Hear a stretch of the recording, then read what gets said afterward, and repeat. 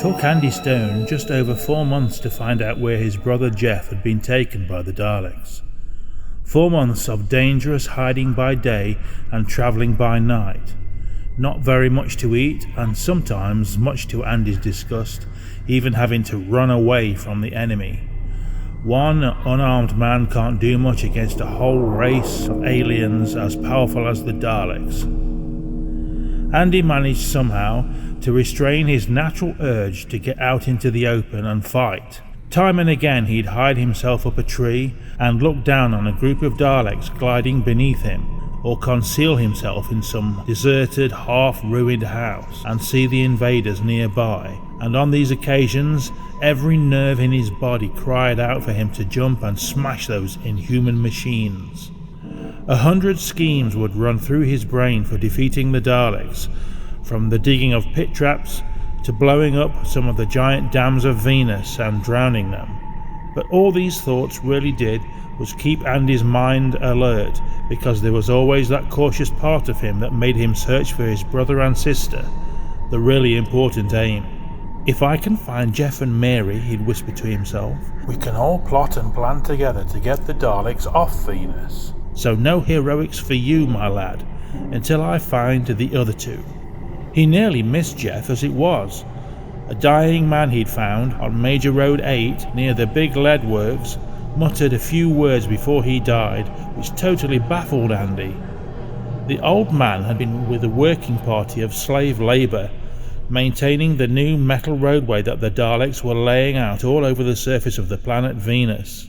Because he was old and weak, the Daleks had simply abandoned him and left him by the roadside to die of hunger and thirst. Andy found him in the last stages of exhaustion, some 4 days after the Daleks had left. After making him as comfortable as possible and pouring a few drops of water at a time into the dying man's mouth, Andy gently described Jeff and started to ask whether he'd seen anything of his brother.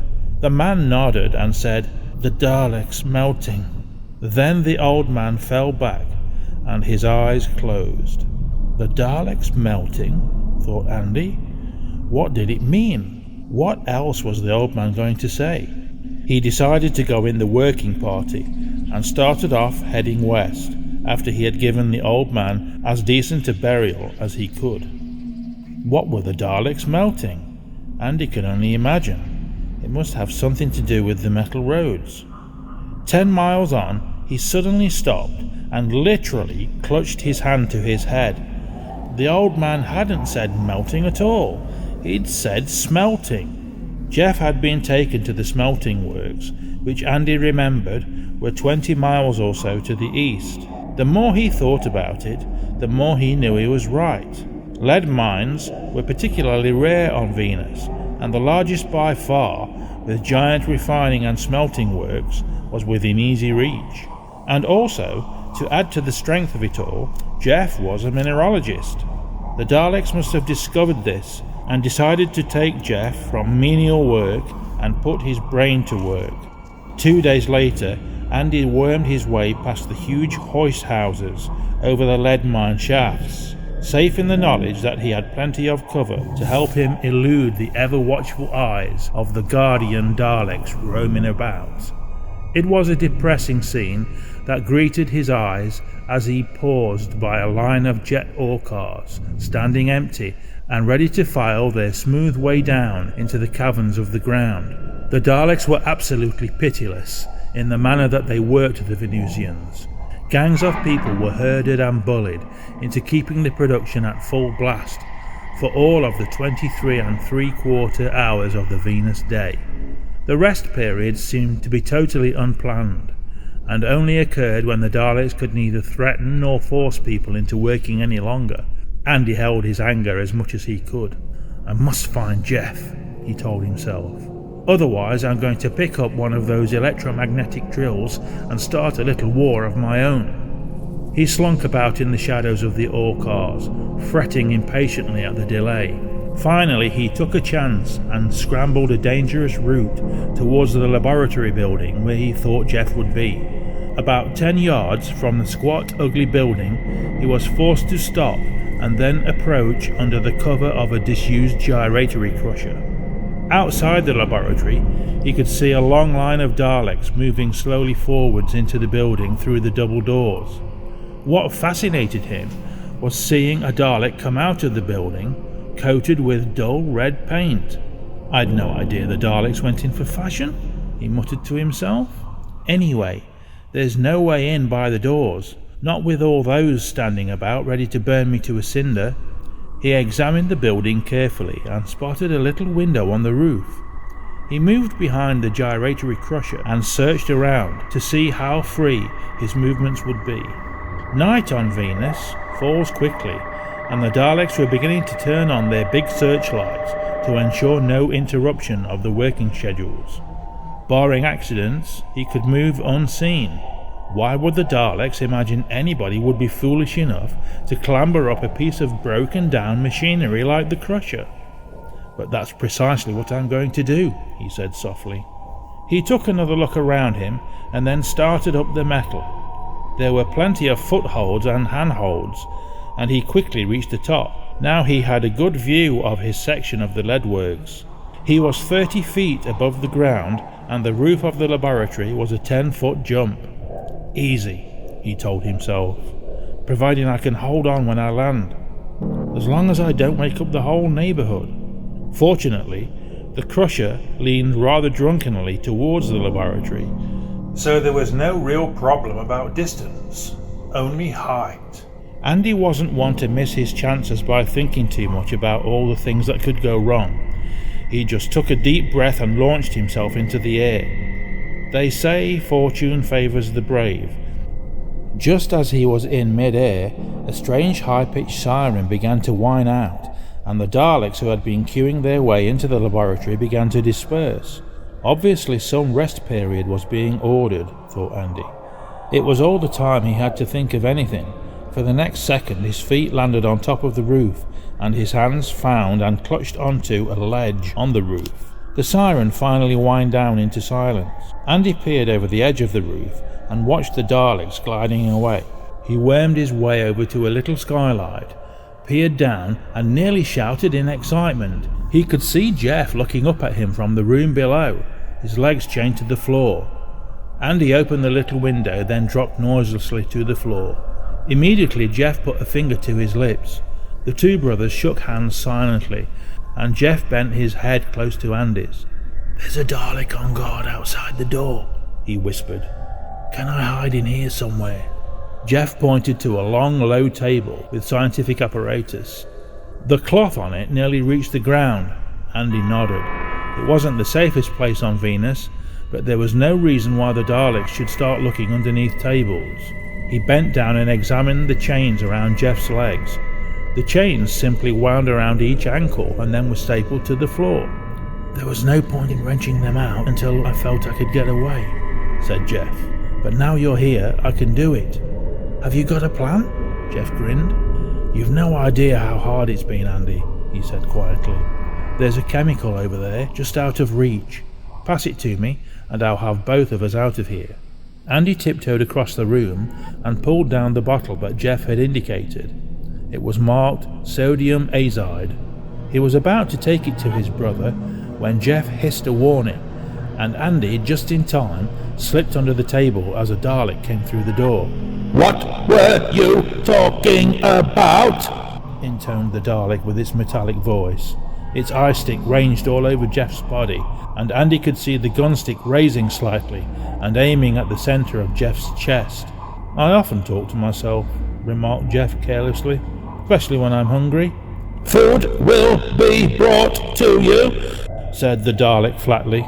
"You will proceed with the treatment of the Daleks."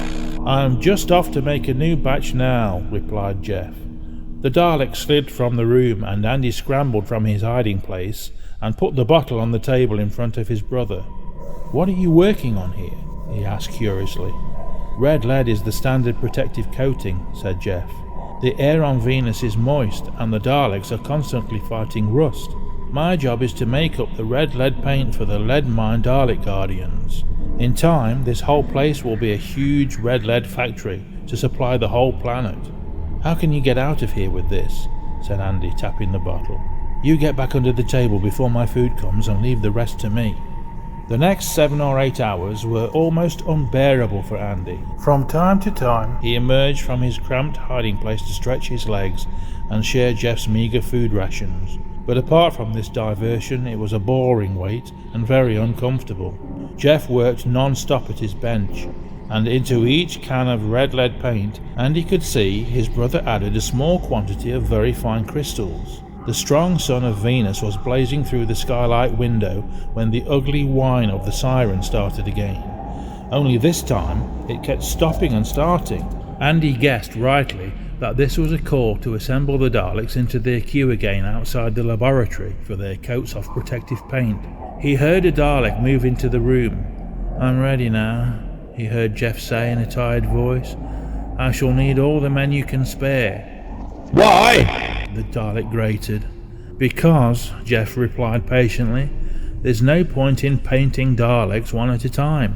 Let's get it all done in one job." There was a pause as the Dalek considered. "Very well," it said eventually, and Andy heard it leave the room. He poked his head out. "I've already painted 4 Daleks," said Jeff, "with the ordinary red lead, but I have a feeling they're going to be too concerned about their companions to worry about us. As soon as all the paint has been collected, you can pull these chains off and we'll watch the fun from the roof." Andy refrained from asking questions and went into hiding again. Shortly afterwards, the mine workers began to troop into the room to collect the paint Jeff had prepared and take the tins outside to the waiting Daleks. As the last one left, Jeff whispered to Andy, who crawled across the room, wrenched out the staples and unwound the chains from Jeff's ankle. Jeff spent a minute or two rubbing the circulation back and then climbed on Andy's shoulders and pulled himself up to the skylight. Once there, he sat astride it and stretched down his hand. Andy took a running jump and managed to grasp his brother's wrist. For seconds they hung like that, hands gripping wrists. Then Jeff began to heave himself slowly backwards until Andy could bend his legs upwards and Jeff could pull him up through the skylight. They rested for a second or two before stretching themselves flat out on the roof to look down on the scene below. The men had made short work of their painting, and the last Dalek was nearly finished. "What did you do?" demanded Andy, but Jeff shook his head and pointed. The last Dalek began to move off to join the others, resting quietly, waiting for the paint to dry. There was a pause of about 5 minutes, and then Andy saw the Daleks start to weave from side to side slightly. A kind of moaning filled the air, and the movements of the Daleks began to get jerkier and more erratic. "What's happening to them?" he cried.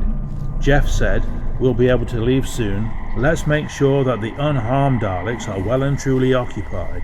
They watched as 4 Daleks began to converge on the moaning, jerking group of Daleks. It was rather like a dreadful sort of dance, with the newly painted Daleks swaying about, stopping and then moving again. All the time the moaning sounds became louder and louder.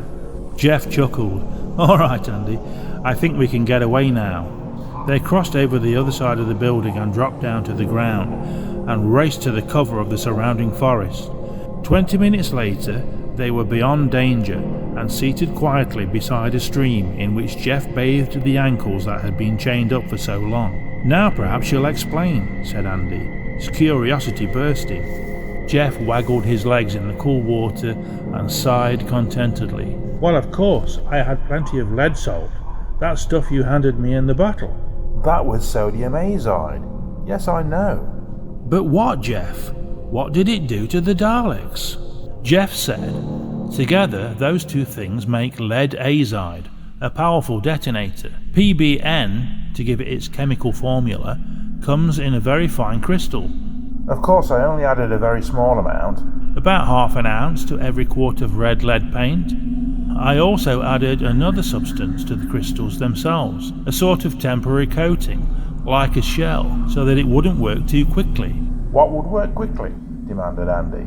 "Well, imagine these little crystals, Andy, liable to explode on fracture. As the paint hardened in the sun, the surface contracted slightly and broke those little crystals so they began to explode, each one a tiny little explosion, and all going off at different times." "Marvellous, Jeff. So that's why they were weaving about like that. Yes, and moaning too. What I had sprayed all over them was only a temporary irritation, of course. But do you know, I think the effect would be like having a very nasty headache. They laughed. Jeff put on his socks and shoes. Jeff said, "Come on, let's go and find Mary. Then the three of us can dream up something much worse than a headache for the Daleks." And they set off through the forest.